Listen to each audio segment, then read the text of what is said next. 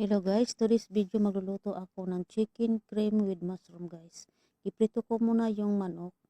Yan, yan iprito ko na. Uy, Diyos ko, maurong tong kawali ko guys. Madulas yung kawali, maurong. Yan, iprito ko muna yung, ay, at saka yan mga recados ko dyan. Nakaready na siya. Tinanggal ko na yung manok at saka maggisa na ako ng bawang, luya at saka sibuyas. Simpan lang siya guys. Simpan lang yung nilutuan ko. Yan na. At saka haluin ko na yung mga sibuyas hanggang mag golden brown siya. At saka ilagay ko na din yung manok ay mushroom. Yan, isang kanto nga mushroom guys. Yan, halo-halo. Yun mushroom. Masarap to siya guys kasi may mushroom. At saka inilagay ko na yung manok, yung giprito ko kanina. Ilagay ko na.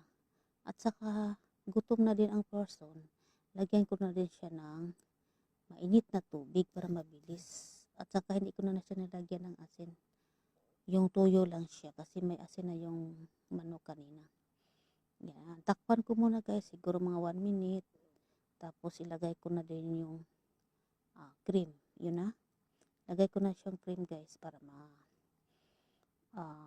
makakain na tayo. Nagutom na ko eh.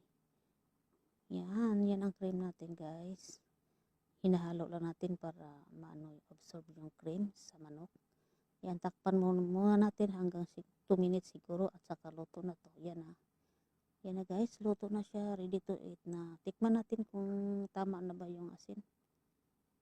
Okay na to guys. Tama na siya, tama. Yan lang po. Thank you for watching. Bye-bye.